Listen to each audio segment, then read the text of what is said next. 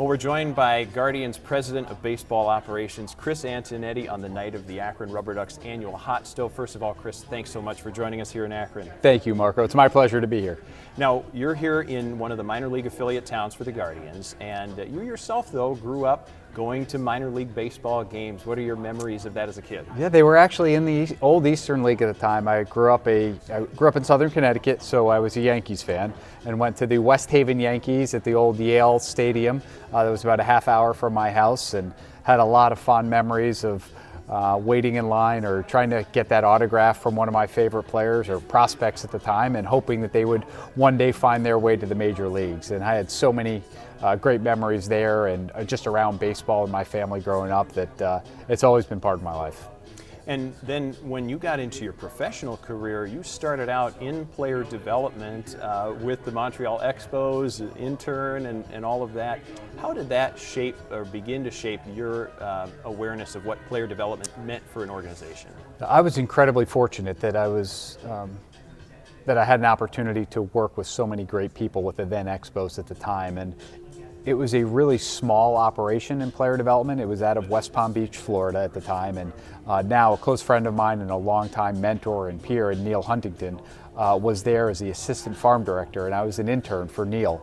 And he was incredible about providing me opportunities to get exposure to different aspects of player development. And I remember one of the things I was doing is they were in the process of redoing all of their minor league manuals, and obviously as an intern I wasn't contributing to the content, but a lot of the coordinators weren't as computer savvy, so I would just sit side by side with them and I would just type and hear what they'd said. But it also ended up being a great education for me because I got a chance to really learn from some great baseball minds about pitching and infield defense and hitting philosophies. And I'm just so grateful for the opportunity that Neil and others gave me, because it was really the starting point for my career.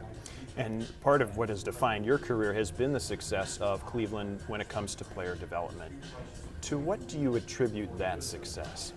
I think, like anything, it's really just great people. We have an extraordinary group of people that care deeply about each player, not only as an athlete, but as a person. And our whole objective as an organization is to provide the best environment possible and the supporting resources for each individual to grow and be the best that they can be. And that applies to both players and staff. And it's really inspiring to think about what's possible when you have a group of people that are committed to their own development and a whole environment that's designed around trying to support them. Because I used to think that there was, hey, if we just created better models, we could better predict the future.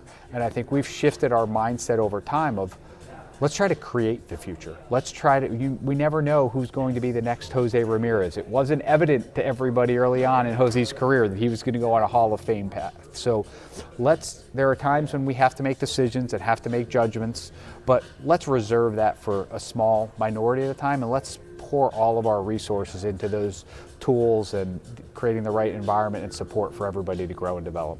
Well, you mentioned José Ramírez. He's the superstar now, but he had a player development journey within this organization. What do you remember about that? Exactly. I mean, the one thing that has not changed about José is his confidence and his belief in himself. But this was a guy that signed out of the Dominican Republic. He didn't get a very big signing bonus. He had to earn every opportunity that he had in the minor leagues, and each step of the way he did that. The one thing that he always had was an unbelievable feel for the game of baseball. His baseball IQ and his awareness of what was happening in the game was always extraordinary.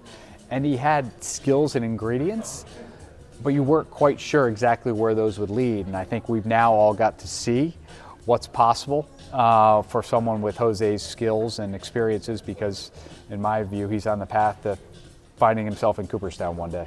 Well, you get a chance to work with and see special players come through Cleveland, but it doesn't always work out that a player stays with you, long term. You might pour in and invest, and the end of the journey may be a trade or free agency, that sort of thing. How have you learned to approach those relationships knowing maybe from both sides that may be how it ends.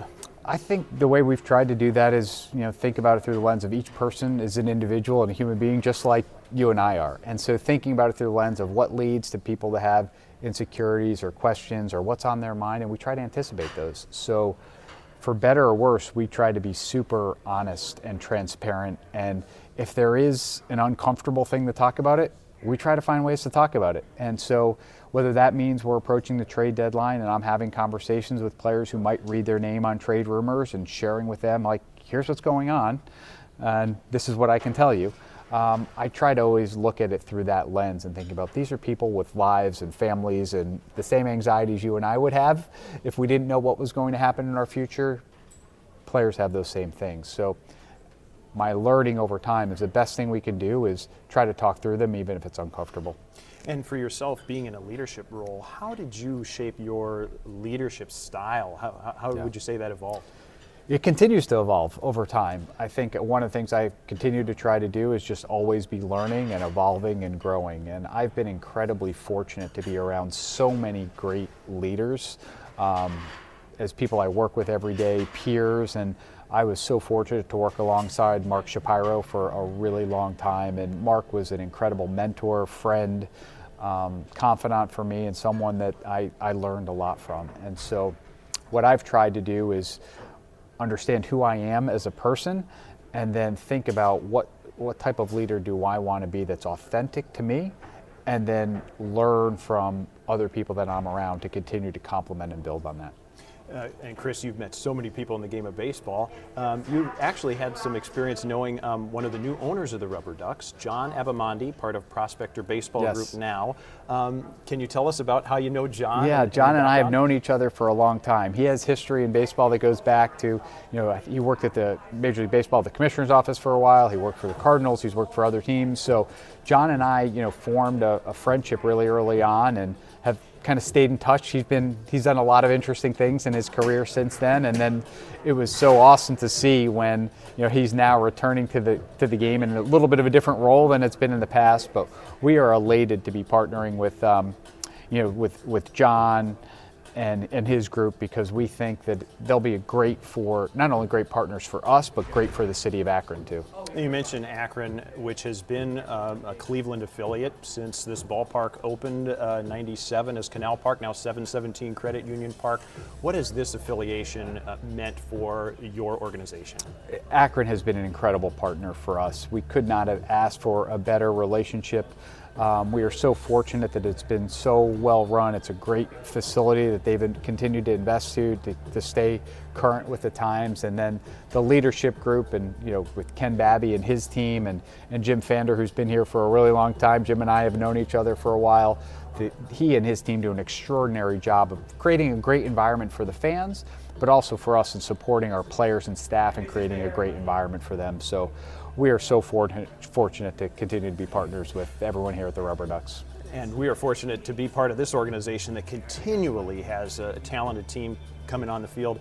One player that RubberDucks fans saw last year, the #1 overall pick from the draft a couple years ago, Travis Bazzana. From your perspective, observing him last year as a RubberDuck part of the time, what was the development taking place, and how does that kind of set the stage for him going forward? It was a great developmental year for Travis last year. He went through a lot.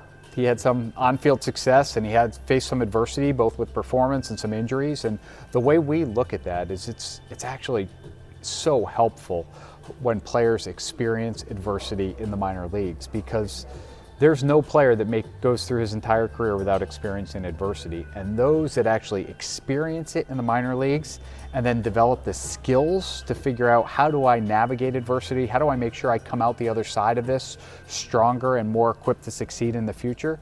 Those same skills apply when they get to the big leagues and they find adversity there. So Travis put together a very good year, but I think he would also tell you he learned a lot about himself.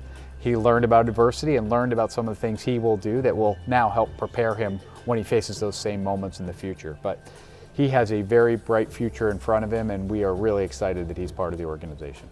You have selected a couple of great leaders and managers in Terry Francona and Stephen Vogt, both who have had so much success with your club.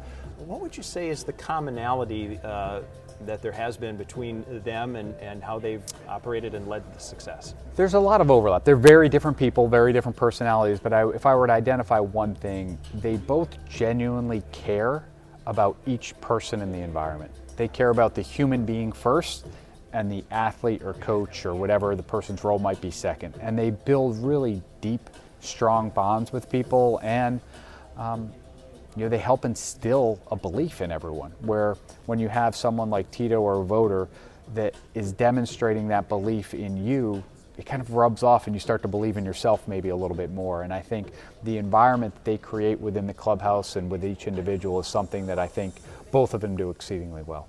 Well, Chris, it's such a pleasure to have you here in Akron visiting with our fans and partners. Thanks so much for giving us some time. My pleasure, Marco. It's great to be with you. Thank you. That's Chris Antonetti, President of Baseball Operations for the Cleveland Guardians. I'm Marco LaNave. Thanks so much for listening and watching.